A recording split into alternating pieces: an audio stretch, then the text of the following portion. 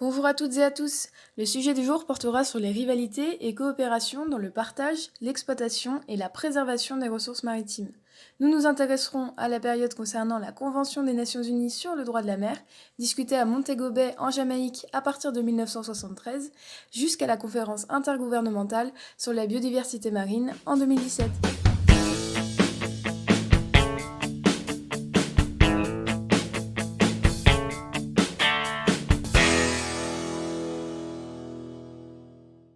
Vous l'avez compris, les espaces concernés sont les mers et océans comportant de nombreux enjeux, dont une entente entre l'ensemble des acteurs. Cela peut se traduire par des alliances ou au contraire des tensions au sujet de la gestion de ces espaces maritimes, c'est-à-dire leur utilisation et leur protection.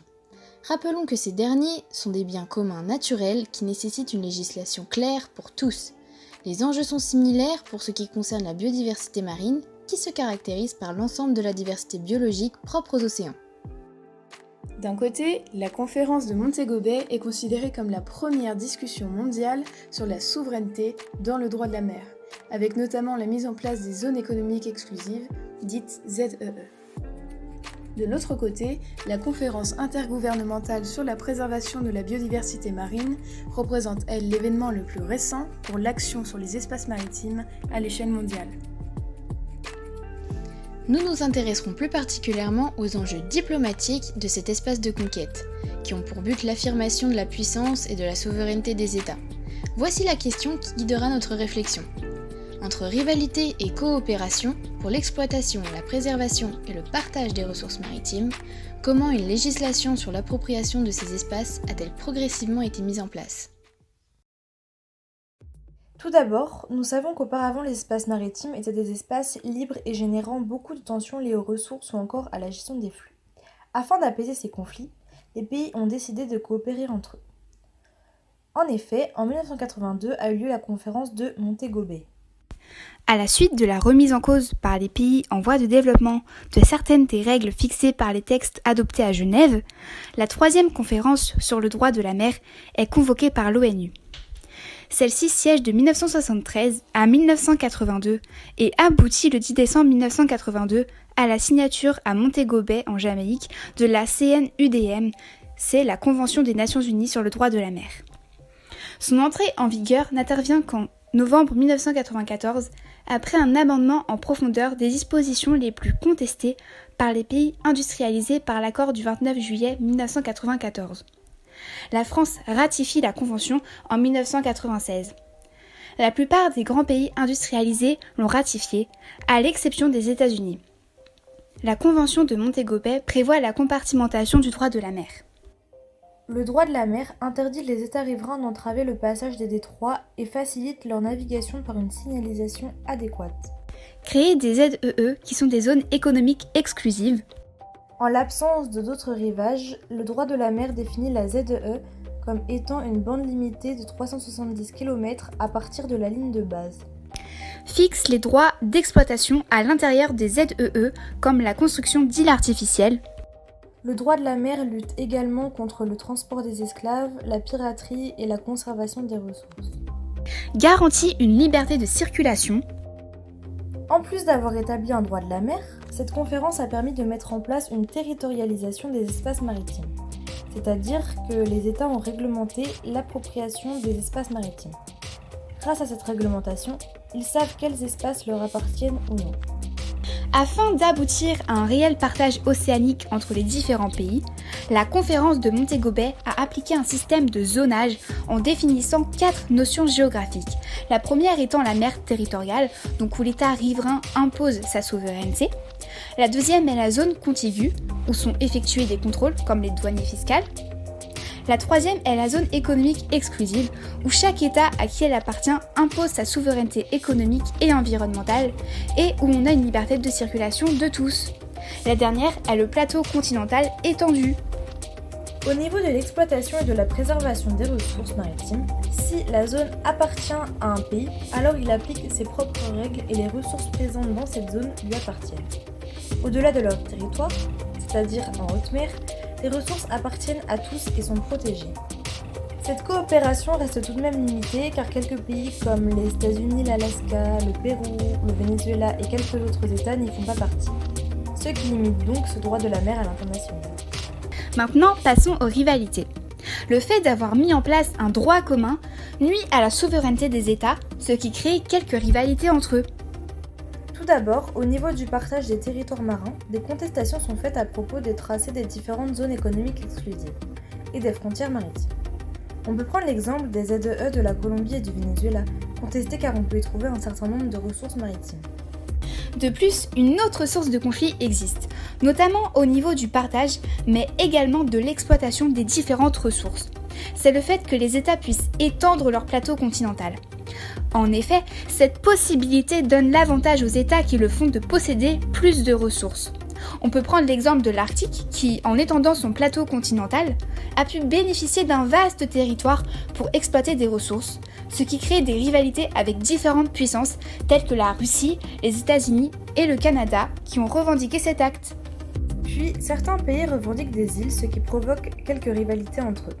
On a par exemple la Chine, le Vietnam, la Malaisie et les Philippines qui revendiquent les îles Spratly, ou encore la Chine et le Japon qui, eux, revendiquent les îles Senkaku. Ces pays sont donc en conflit pour s'approprier ces espaces.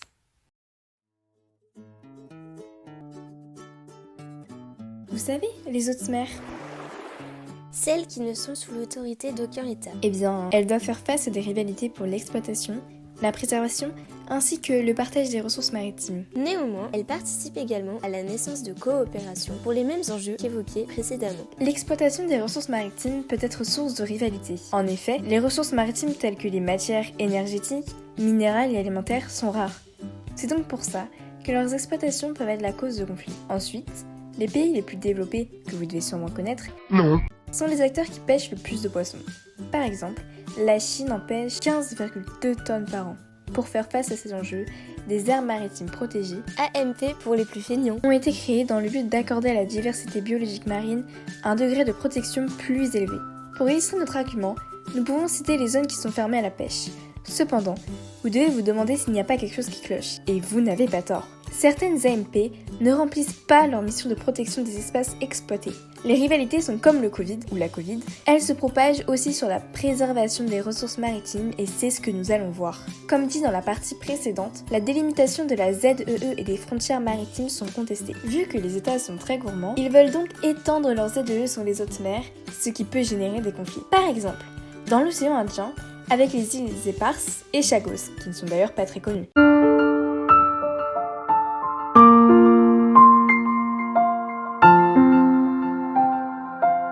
Les rivalités continuent leur propagation en allant sur le partage des ressources maritimes. Effectivement, certains États, dont la Russie, la Chine, le Canada ou encore le Japon, ne voient pas d'un œil favorable l'instauration de règles dans cet espace de liberté presque totale. Ils redoutent l'arrivée d'une autorité sur la haute mer, tandis que certains pays en développement plaident pour la mise en œuvre de cet accord. De plus, certains groupes privés privatisent des espaces marins, pouvant rendre possible l'exploitation des ressources et évincer les États. Enfin, les AMP ne sont pas distribués de manière optimale et équilibrée entre les différents océans, avec un déficit pour la plupart des pays du Sud.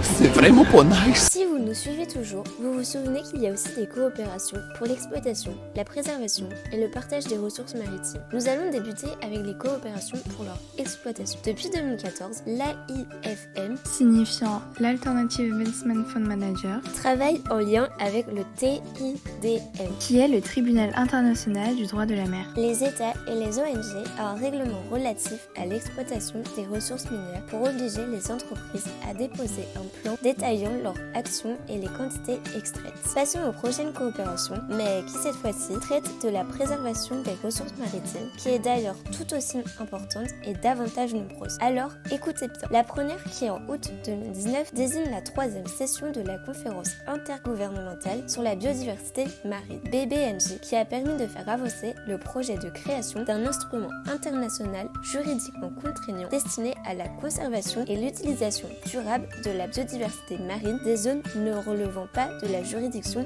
nationale. La seconde est le Forum des îles du Pacifique pour les petits États insulaires en développement, la Troisième bravo, c'est l'AIFM qui a souhaité définir des zones d'intérêt environnemental particuliers dans les zones d'extraction où l'exploitation est interdite. La quatrième, en 1995, où l'ONU adopte le programme mondial d'action pour la protection du milieu marin contre la pollution due aux activités terrestres. La cinquième, en 2010, avec la conférence sur la biodiversité biologique de Nagoya, fixe pour objectif de classer 10% des zones marines en aires protégées en 2020, 3,5% de réalisés en 2017. La sixième et dernière, avec les zones fermées à la pêche profonde en haute mer en 2018, notamment en Atlantique du Nord-Est et en Atlantique du Sud-Est, etc. Nous allons enfin terminer avec les coopérations pour le partage des ressources maritimes avec 2 points. Pas ceux qu'on met à la fin d'une phrase, bien évidemment. Essentiel. La création du G77 avec un nouveau régime juridique de conservation et d'utilisation durable de la biodiversité marine et les zones de pêche internationales Pacifique Est, ainsi que les zones de pêche très importantes en haute mer en 2010, l'ouest du Pérou et l'est du Japon.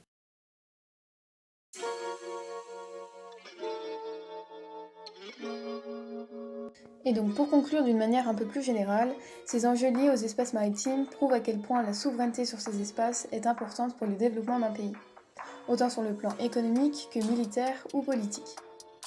Et ça surtout quand on sait que 90% du commerce mondial circule par la mer. D'ailleurs, on remarque la difficulté des autres pays à s'imposer et à se développer lorsqu'ils sont enclavés. Nous pouvons prendre l'exemple de la Suisse ou même de la Bolivie.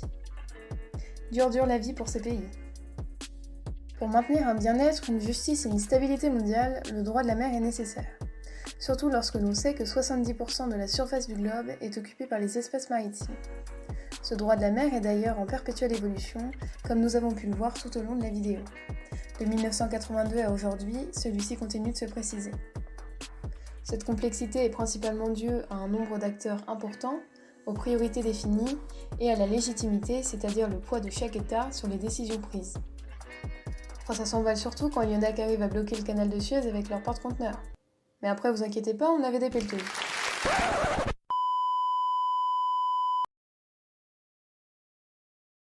Précisons que tout ça est un peu remis en cause par la crise sanitaire de la Covid, entraînant une mutation du commerce international, de la manière de consommer et des habitudes ancrées auparavant. Et qui sait, peut-être que ça entraînera une nouvelle façon de voir ce droit de la mer. Mais ça, seul l'avenir pourra nous le dire. Voilà, nous arrivons à la fin de cette vidéo. Merci d'avoir partagé ce moment avec nous. N'hésitez pas à liker, partager et souscrire à un abonnement. Et d'ailleurs, tous ceux qui le feront auront un billet de retard gratuitement, mais chut.